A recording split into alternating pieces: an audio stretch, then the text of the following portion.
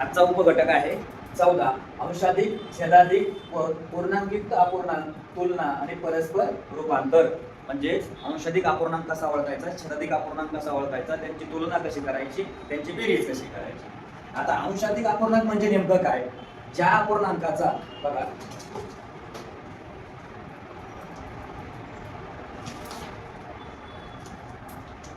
ज्या अपूर्णांकाचा अंश छेदापेक्षा मोठा असतो. काय सांगितलंय? अंशाधिक अपूर्णांक ज्या अपूर्णांकाचा अंश छेदापेक्षा मोठा असतो त्या अपूर्णांकास अंशाधिक अपूर्णांक म्हणतात. उदाहरणार्थ 12/5, 17/8, 21/4 याच्यात काय झालं? अंशाधिक म्हणजेच 5 पेक्षा 12 मोठे, म्हणजे याला काय म्हणायचं? अंशाधिक अपूर्णांक. इथं 8 पेक्षा 17 मोठे, 4 पेक्षा 21 मोठे, म्हणून अशा अपूर्णांकाला काय म्हणायचं? अंशाधिक अपूर्णांक. म्हणजे थोडक्यात अंशाधिक म्हणजे काय? ज्याचा अंश छेदापेक्षा मोठा त्याला अंशाधिक अपूर्णांक म्हणायचं. दुसरं छेदाधिक अपूर्णांक, ज्या अपूर्णांकाचा छेद अंशापेक्षा मोठा असतो त्या अपूर्णांकास छेदाधिक अपूर्णांक म्हटलं जातं. उदाहरणार्थ 3/5, 6/11, 5/7. मग इथं 5 हे 3 पेक्षा मोठे, 11 हे 6 पेक्षा मोठे, 7 हे 5 पेक्षा मोठे, आणि म्हणून या अपूर्णांकाला काय म्हणायचं? अंशाधिक नाही तर छेदाधिक अपूर्णांक म्हणायचं. म्हणजे थोडक्यात छेदाधिक अपूर्णांक कोणाला म्हणायचं? ज्याचा छेद मोठा, म्हणजे ज्या अंशापेक्षा छेद मोठा त्याला काय म्हणायचं? छेदाधिक अपूर्णांक म्हणायचं. तिसरा छेदाधिक अपूर्णांकाचा अर्थ कसा होतो? 3/7 म्हणजे 3/7 याचाच अर्थ 3 गुणिले 1/7 यांचा गुणाकार केला तरी उत्तर किती येतं? 3/7. याला छेदाधिक अपूर्णांक असं बोललं जातं. आता इथं काय आहे? 7 हा मोठा आहे, मग 3 गुणिले 1/7, 3/7 असं लिहिलं जातं, असं लिहिलं जातं, हे पण बरोबर. हे झालं छेदाधिक अपूर्णांकाच्या बाबतीत.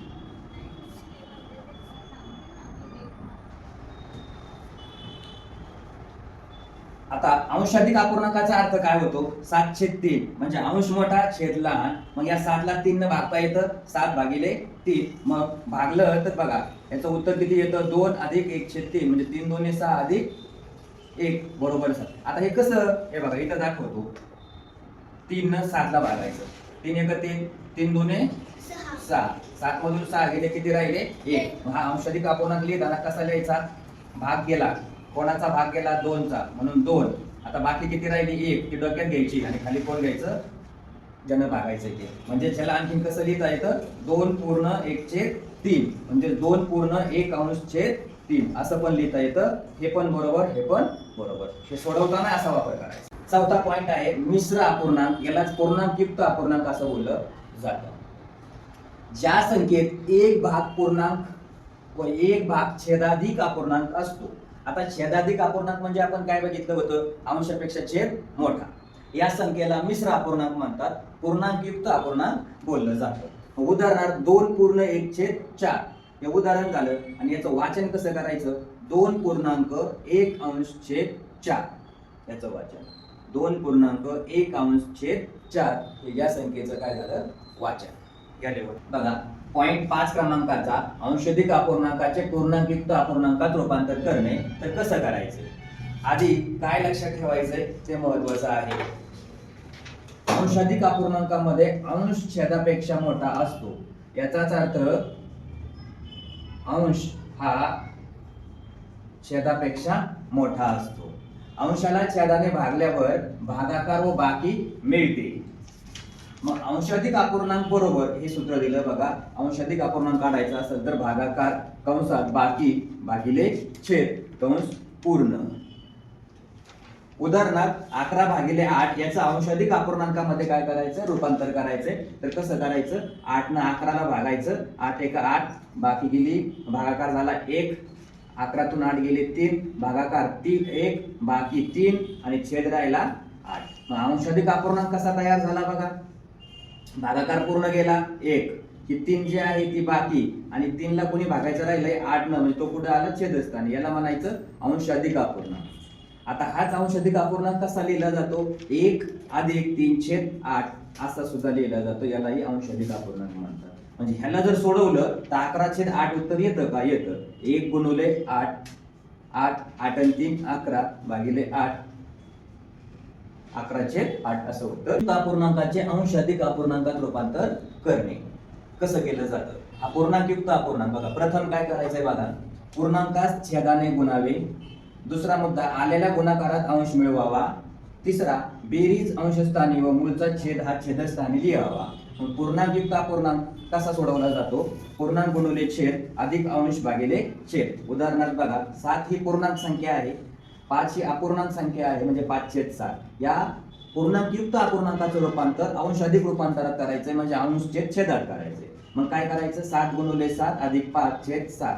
पूर्णांक गुणिले छेद अधिक 5. 49 अधिक 5 छेद किती? 7. 49 अधिक 5 किती झाले? 54. 54 भागिले 7. आणि याला काय म्हणायचं? अंश अधिक अपूर्णांक म्हणायचं. अंश अधिक.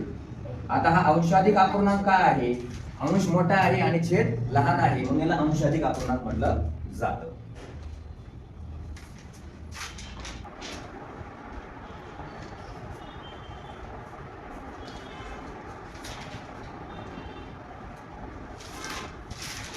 बघा, 7वा पॉइंट, पूर्णांकयुक्त अपूर्णांकांची तुलना कशी करायची. प्रथम त्यातील पूर्णांक भागाची तुलना करायची, नंतर अपूर्णांक भागांचा समछेद रूप देऊन त्यांच्या अंशाची काय करायची? तुलना करायची. आता उदाहरण दिलंय 1/3/4, 2/1/2. मग हे कसं लिहिलं जाणार? 1/3/4 आणि 2/1/2. मग ह्या 1 आणि 2 ची आधी तुलना करू. 1 आणि 2 याच्यात 2 हा 1 पेक्षा कसा आहे? मोठा आहे. आता 3/4 आणि 1/2 यांची तुलना करायची आहे. यांची तुलना करण्यासाठी आपल्याला छेद समान करून घ्यायचा आहे. मग छेद समान करण्यासाठी 3/4 या दुसऱ्याच्या अंशाने काय करायचं? गुणायचं. 3 गुणिले 1 छेद 4 गुणिले 1 बरोबर किती आलं? 3/4. आता 1/2 याला कोणी गुणायचंय? इथं किती आला पाहिजे? छेद 4 आला पाहिजे. मग इथं पण छेद 4 आला पाहिजे. म्हणजे 1 ला 2 ने गुणा, 2 ला 2 ने गुणा. अंशाला आणि छेदाला समान संख्येनं गुणायचं. मग 1 गुणिले 2 2 आणि 2 गुणिले 2 4. म्हणजेच 3/4 आणि 2/4 यांची जर तुलना केली तर 3/4 हे 2/4 पेक्षा कसे आहेत? मोठे आहेत. मग आता 3/4 कोणाची किंमत आहे? याची किंमत दिसते. आणि 2/4 कोणाची किंमत आहे? याची किंमत दिसते. म्हणजेच याचा अर्थ आपल्याला या ठिकाणी हे कसं लिहिता येईल? 2/1/4. मग आता ह्याच्यात मोठी संख्या जी आहे तर ती मोठी संख्या आपल्याला काय करायची? शोधायची आहे. मग 2/2/4. आता ह्याच्यात काय झालं? ह्या दोघांमध्ये बघा, 3 ही संख्या 2 पेक्षा कशी आहे? मोठी आहे. कशी आहे? मोठी आपल्याला पाहायला मिळते. आणि म्हणून इथं ही संख्या मोठी आहे. मग 3/4 कोणाची आहे? इथं आहे ही संख्या, म्हणजे ही संख्या काय दिसणार? याच्यापेक्षा मोठी. आता बघा, मग 3/4 ग्रेटर दॅन 2/4 आणि 3/4 पुढे तुमचं हे इथं आलं. हे किती झालं? 2/4 झालं. याचा अर्थ काय झाला? 2 ही मोठी यादी. म्हणजेच आपल्याला असं लिहिता येईल 2/1/2 ही जी संख्या आहे ही संख्या 1/3/4 पेक्षा कशी आहे? मोठी आहे. आता हेच आपल्याला जर असं पाहायचं झालं तर बघा, 1/3/4 म्हणजे 4 गुणिले 1 अधिक 3/4. 4 × 4, 4 आणि 3 7, 7/4. आणि दुसरी जी संख्या आहे ती कोणती मिळाली? बघा, 2/1/2 म्हणजेच 5/2 4 चाला 1 5/2 होईल. आणि मग 5/2 याला आपल्याला काय करायचं? छेद समान करून घ्यायचा आहे. म्हणजे 7/4 आणि 5/2 याच्यातली मोठी कोणती? तर मग बघा, आता याचा छेद म्हणजे याला 4 करायचं आहे, तर वर अंशाला आणि छेदाला 2 ने गुणायचं. 7/4 मग 5 गुणिले 2 किती झाले? 10. आणि 2 गुणिले 2 किती झाले? 4. छेद समान झाला. मग ह्यांच्यापेक्षा काय म्हणता येईल आता? 10 ही संख्या 7 पेक्षा मोठी आहे. म्हणजे 10/4 ही संख्या 7/4 पेक्षा कशी आहे? मोठी आहे. आणि 10/4 म्हणजे कोण? हे. याचाच अर्थ 2/1/2 ही 1/1/3/4 पेक्षा मोठी. लक्षात ठेवा, पाव म्हणजे 1/4. आता इथं पूर्ण म्हणजे किती? 1. पाव 1/4, अर्धा 1/2, पाऊण 3/4, पूर्ण 1, सव्वा 1/4 आणि 1/4 ला 5/4 पण म्हणतात. म्हणजे सव्वा असं आलं तर 5/4 लिहिलं तरी पण बरोबर. दीड, दीडला 1 पूर्ण 1/2, याला 3/2 असं सुद्धा म्हटलं जातं. नंतर पावणे 2, पावणे 2 1 पूर्ण 3/4, याला 7/4 असं सुद्धा बोललं जातं. म्हणजे पावणे 2 ही संख्या द्या म्हटलं तर पर्यायात 7/4 असलं तरी त्याला 7/4 ला पण बरोबर देता येतो. हे डोक्यात ठेवायचं. असे हे तुमचं काय आहे, रूपांतर आहे. आता याच्या आधारे आपल्याला काय करायचे, उदाहरण सोडवायचे आहेत. स्वाध्याय 14 प्रश्न क्रमांक 1, पुढील पैकी गटात न बसणारा अपूर्णांक कोणता, तो शोधायचा आपल्याला. आता पहिला बघा पर्याय 11/8. आता 8 8 8 8 छेदस्थानी सगळ्या संख्यांच्या काय आहे, 8 आहे.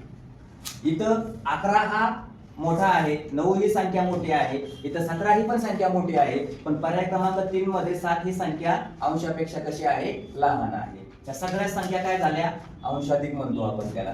काय म्हणतो, अंशाधिक. म्हणजे थोडक्यात अंश मोठा छेद लहान आणि म्हणून यांना काय म्हणायचं, अंशाधिक अपूर्णांक. आता छेदाधिक अपूर्णांक कोणाला म्हणतात, छेद मोठा अंश लहान, आणि म्हणून पर्याय क्रमांक जो आहे याचा 3 नंबरचा पर्याय. याचं कारण काय आहे, हे सगळे अंशाधिक आहेत आणि हा छेदाधिक आहे. प्रश्न क्रमांक 2, 33 या अंशाधिक अपूर्णांकाचे पूर्णांकयुक्त अपूर्णांकामध्ये काय करायचंय, रूपांतर करायचं आहे. पूर्णांकयुक्त अपूर्णांक. मग आता पूर्णांकयुक्त अपूर्णांक कसा केला जातो ते आपल्याला काय करायचंय, पाहायचंय. बघा इथं काय दिलंय, अपूर्णांक दिलाय. मग आपण दिलेली संख्या काय करायची, 33 भागिले 7, 7 न 33 ला भागायचं, 7 चोक 28, 33 मधून 28 गेले, बाकी राहिली 5, याला म्हणतात भागाकार, याला म्हणतात बाकी, आणि याला म्हणतात छेद. मग पूर्णांकयुक्त अपूर्णांक म्हणजे काय,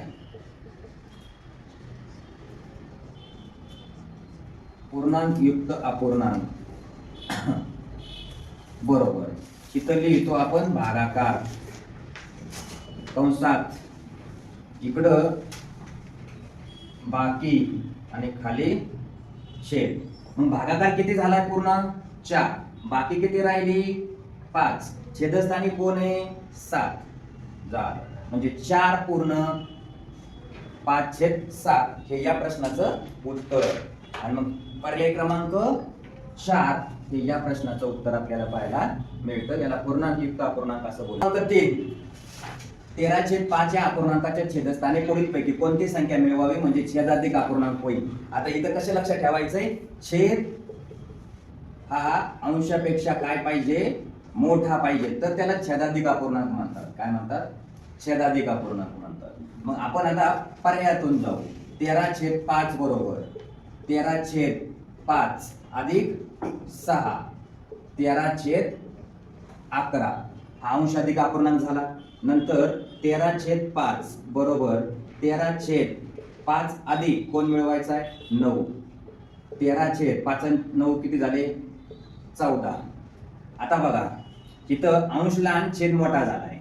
आता दुसरं बघूया, 13/5 बरोबर 13/5 अधिक 8 13/13 म्हणजेच याचं उत्तर आलं 1. त्याच्यानंतर 13/5 बरोबर 13/5 अधिक 5 म्हणजेच 13/10 म्हणजे हा अंशाधिक आणि याचं उत्तर एकच. म्हणजे छेदाधिक अपूर्णांक जो आहे तो कुठला आहे, हा छेदाधिक अपूर्णांक आहे 13/14. पण ही संख्या कधी आली, या छेदामध्ये 9 मिळवल्यानंतर. म्हणजे पर्याय क्रमांक 2 हे या प्रश्नाचं उत्तर. 4 19/9 हे पुढीलपैकी कोणत्या अपूर्णांकाचे अंशाधिक अपूर्णांक रूपांतर आहे. मग आता हे सोडवण्यासाठी आपल्याला काय करावं लागेल, 19 ला 9 न भागावं लागेल. मग 9 दुने 18, 19 9 मधून 8 गेला, किती राहिले बाकी 1. मग आता भाग गेला 2चा, 2 पूर्ण, बाकी राहिली होती 1, छेदस्थानी कोण 9, म्हणजे 2 पूर्ण 1/9 या पूर्णांकयुक्त अपूर्णांकाचं 19/9 हे अंशाधिक रूप आहे. आणि म्हणून पर्याय क्रमांक कोणता, पहिला पर्याय 2 पूर्ण 1/9. आता प्रश्न क्रमांक 5, पुढील पैकी कोणत्या अपूर्णांकाचे पूर्णांकयुक्त अपूर्णांकामध्ये रूपांतर करता येईल? आता हे इथं काय दिलंय बघा, 4/5, 4 अंश छेद 5 आहे. इथं छेद मोठा आहे, अंश लहान. इथं 9/15 अंश लहान छेद मोठा. इथं 14/13, इथं काय झालेलं आहे, 14 अंश मोठा आहे, 13 छेद लहान आहे. इकडं 12 अंश लहान, 13 छेद मोठा आहे. म्हणजेच इथं या अपूर्णांकामध्ये ज्याचा छेद लहान असतो त्याचं पूर्णांकयुक्त अपूर्णांकात रूपांतर करता येतं. म्हणजेच छेद लहान पण अंश मोठा तरच पूर्णांकात रूपांतर करता येतं. आणि म्हणून पर्याय क्रमांक कोणता आहे याचा? 14 हा पर्याय, तिसरा हा पर्याय आहे. उत्तर 14/13 हे या 5व्या प्रश्नाचं उत्तर. म्हणजे ही व्याख्या जी दिलेली आहे ही काय करायची, डोक्यात ठेवायची. पूर्णांकयुक्त अपूर्णांकासाठी छेद लहान पण अंश मोठा पाहिजे. प्रश्न क्रमांक 6, 41/4 बरोबर किती ते शोधायचं आहे आपल्याला. आता हे शोधायचं, याच्यासाठी काय करायचंय, 41/4 भाग द्यायचा. 4 1 4, 1 चा भाग गेला, दोघांची वजाबाकी 0 आली, वरून 1 घेतला, 4 0 0, बाकी राहिली किती, 1. म्हणजेच आता बघा उत्तर 10 चा पूर्ण भाग गेला, बाकी राहिली 1, छेद राहिला 4. असा पर्याय कुठं दिसतोय, असा पर्याय चौथा. म्हणून ह्या प्रश्नाचं उत्तर हे. कळलं? आता प्रश्न क्रमांक 7, पुढील पर्यायापैकी अपूर्णांकाच्या रूपांतराची कोणती जोडी योग्य नाही? योग्य नाही विचारलंय म्हणजे चुकीची कोणती? बघा ही सोडून बघू आता. 5/2/3 बरोबर 5 त्रिक 15, 15 + 2 भागिले 3, 15 × 2 17, 17/3 बरोबर. हे सोडून बघू. 2/3/8, 8 2 16, 16 + 3 भागिले 8, 16 × 3 19, 19/8. इथं 23/8 दिलंय. संपला विषय. पुढे जायची गरज आहे का? नाही. म्हणून या प्रश्नाचं उत्तर 2 नंबरचं काय आहे, हा पर्याय योग्य नाही. प्रश्न क्रमांक 8, पुढील पैकी कोणत्या अपूर्णांकाची किंमत 5.25 आहे? 5.25. आता लक्षात घ्या, 5 पूर्ण आणि 1.25 म्हणजे किती, 1/4. हे 5.25 किंमत झाली. आता त्याची अपूर्णांकात काढायची आहे. मग बघा 5 × 4 + 1/4 बरोबर 5 × 20 + 1/4.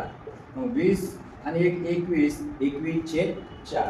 म्हणजेच पर्याय क्रमांक 1 हे या प्रश्नाचं उत्तर. प्रश्न क्रमांक 9,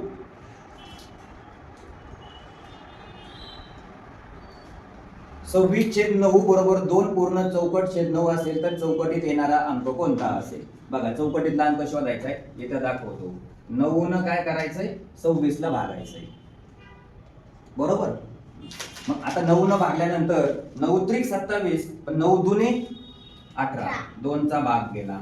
मग 16 16, 26 मधून 18 गेले, किती राहिले, 8. आता ह्यालाच कसं लिहितात, भाग कितीचा गेला, 2 चा, बाकी किती राहिले, 8. आणि भाग छेदस्थानी कोण, 9. म्हणजे 2 पूर्ण 9 आणि चौकटीत कोणती संख्या यायला पाहिजे, 8 आली. म्हणजे ही तुमची इथली ही चौकट. म्हणजे इथं पर्याय क्रमांक 3 हे या प्रश्नाचं उत्तर. प्रश्न क्रमांक 10, 2 पूर्ण 3/4 म्हणजे किती? आता बघा 2.25 म्हणजे किती होणार, 2 पूर्ण 1/4 येणार. इकडे 2.5 म्हणजे किती, 2.5 म्हणजे किती, 2 पूर्ण 1/2. कळलं का? 2.5 म्हणजे 2 पूर्ण 1/2. आणि 2.25 म्हणजे किती, 2 पूर्ण 3/4. आणि मग 3.25 म्हणजे किती, 3 पूर्ण 1/4. मग आता बघा हे 2.25, 2 पूर्ण 3/4, 2 पूर्ण 3/4. याचा अर्थ याला काय म्हणायचं, 2.25 म्हणायचं. कळलं? प्रश्न क्रमांक 11, पुढील पर्यायातून 5.5 हा अपूर्णांक निवडायचा. आता इकडे लक्ष द्यायचंय. 5 म्हटल्यानंतर बघा कोणता शब्द सांगितला त्यांनी, 5.5. मग याच्यासाठी 5.5 म्हणजे काय, 4 अधिक पाऊण. काय घ्यायचं, पाऊण म्हणजेच 4. आता पाऊण म्हणजे काय तुम्हाला लिहून दिलं होतं बघा. पाऊण म्हणजे काय, 3/4. आणि हेच कसं लिहिलं जातं, 4/3/4. म्हणजेच याला काय म्हणायचंय, पर्याय क्रमांक 4 हे या प्रश्नाचं अचूक उत्तर आहे, म्हणजे बरोबर उत्तर आहे. कळलं. आता प्रश्न क्रमांक 12, 27/4 अधिक 5/4 बरोबर किती. 27/4 अधिक 5/4 बरोबर. आता इथं छेद समान आहे. छेद समान असेल तर काय करायचं असतं, छेदस्थानी जो समान आहे तो लिहायचा. अंशामध्ये काय करायचं, जी क्रिया दिलेली आहे ती क्रिया करायची. मग आता काय करता येईल बघा, 27 अधिक 5 किती झाले, 27 आणि 5 32/4. 27 आणि 5 32 भागिले किती 4. आता इथं तर कुठं असं काही दिसतच नाही आपल्याला. हा अपूर्णांक झाला, याचा काय करायचं, पूर्णांकयुक्त अपूर्णांकात रूपांतर करायचं. म्हणजेच 4 न काय करायचं, 32 ला भागायचं. आता 4च्या पाड्यात 32 आहेत काय, 4च्या पाड्यात 4 1 4 4 8 32 भाग पूर्ण गेला. म्हणजेच याचा उत्तर भागाकार किती आला, 8 आला. म्हणजेच पर्याय क्रमांक 2 हे या प्रश्नाचं उत्तर. व्यवस्थित लिहून घ्या, प्रश्नाचा क्रमांक टाकून मग उत्तर काय करायचंय, लिहून घ्यायचंय. आणि उत्तर लिहिताना जो पर्याय आहे तो पर्याय पण उत्तराचा लिहायचा आहे आणि स्पष्टीकरण पण लिहायचं.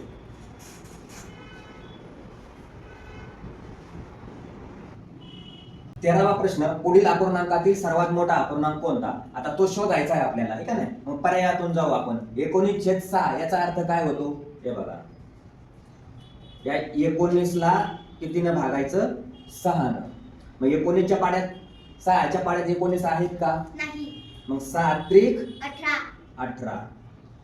बाकी किती राहिले, 1. पुढं याचं बघू आपण, 21/4. आता 4च्या पाड्यात 21 आहेत का, नाही. 4 पंचे 20. बाकी किती राहिली, 1. याचं बघा, 5/12. 5 दुने 10. बाकी किती राहिली, 2.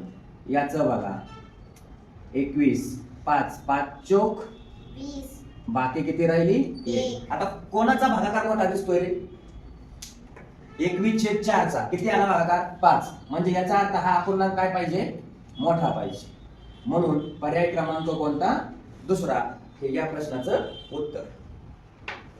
कळलं. यांची बाकी बघा, याची बाकी 1, याची 1, याची 2 आणि याची किती आहे, 1. परंतु भागाकार काय 5. म्हणून काय झालेला आहे, हा अपूर्णांक जो आहे तो सगळ्यात मोठा.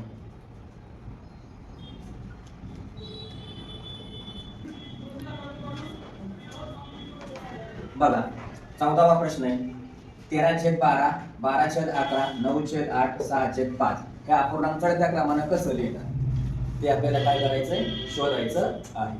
मग आधी आपण काय करू, हा पर्याय दिलाय ना 13/12. कसं सोडवायचं 13/12. 13 ला कितीने भागा, 12 ला. 12 1 12. किती राहिली बाकी, 1. त्याच्यानंतर पुढचं 12 किती आहे, 11. मग इथं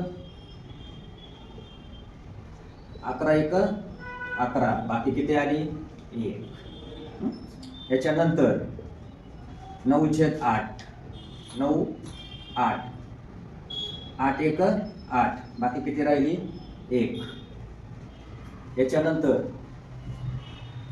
6/5. याचा अर्थ 5 1 5. बाकी किती राहिली आहे. आता झालं काय रे याच्यात, याचा भागाकार 1 बाकी आहे, भागाकार 1 बाकी आहे, भागाकार 1 बाकी आहे, भागाकार 1 बाकी पण 1. याचा अर्थ दिलेला हा जो क्रम आहे तो क्रम बरोबर आहे का चुकीचा आहे. 13 12 9 6 क्रमच बरोबर दिलाय त्यांनी, चढता क्रम. म्हणून 13/12, 12/11, 9/8 आणि 6/5. कळलं का. तर 12 ने 13 ला भागलं तर 1. आणखीन ह्याच्या पुढे गेलं तर काय होईल माहितीये का, इथून इथं दशांश चिन्ह, इथं दशांश चिन्ह, दशांश अपूर्णांक. माहिती ना का नाही माहिती, मग परत इथं शून्य घेतला, इथून शून्य, शून्याचा भाग गेला शून्य, मग किती राहिले 10, वरून शून्य घेतला 100, 12 आठी 96, म्हणजे किती झाले 4 बाकी राहिले आणि 1.08 उत्तर आलं. कळलं का? तसं याचं दशांश अपूर्णांकामध्ये रूपांतर केलं याचं तर काय होईल, इथं दशांश चिन्ह 1 दशांश चिन्ह 0, 10 शून्याचा भाग गेला किती राहिले 100, 11 90 किती झाले 99, बाकी किती राहिली 1. इकडं दशांश चिन्ह 10 झाले. आता इथं 8 ने भाग जातोय का, जातोय, 8 1 8 बाकी राहिले 2. मग आता इथं सगळ्यात मोठी संख्या जी आहे ती कोणती भेटली आपल्याला 1.1, इथं 1.09 भेटली, बरोबर. आता याच्यानंतर यांनी चढता क्रम सांगितलाय म्हणजे लहानाकडून मोठ्याकडे. आता इथं दशांश चिन्ह 0, मग इथं किती येणार आहेत आता 5 गुणे 10 0, म्हणजे 1.2 ही मोठी संख्या झाली सगळ्यात, म्हणजेच 6/5 मोठी 9/8, म्हणजे त्याच्यातला चढता क्रम जो आहे तो चढता क्रम कोणता आहे, पहिला, पर्याय क्रमांक 1 हे या प्रश्नाचं उत्तर आहे. याला भागलं तर लहान संख्या आली 1.08, या 12च्या 10ला भागलं तर 1.09, 9च्या 10ला भागलं तर 1.1, 6/5 ला 1.2, म्हणजे सगळ्यात मोठी 1.2, नंतर 1.1, नंतर 1.09, नंतर 1.08, म्हणून याला काय म्हणायचं, हा चढता क्रम असा लिहिला जाईल. अशा प्रकारे तुमचा स्वाध्याय 14 हा काय झाला या ठिकाणी संपला. अशा प्रकारे हा टॉपिक या ठिकाणी संपलेला आहे. हा व्हिडिओ जर तुम्हाला आवडलेला असेल तर Neptune scholar academy by Shahaji Yede sir या यूट्यूब चॅनलला सबस्क्राईब करायला विसरू नका. त्याचबरोबर शेजारचं बेल आयकॉनचं बटनही दाबायला विसरू नका, म्हणजे सर्व व्हिडिओ तुम्हाला एकाच ठिकाणी पाहायला मिळतील. आणि आपल्या मित्रमैत्रिणींनी हा व्हिडिओ शेअर करा. धन्यवाद.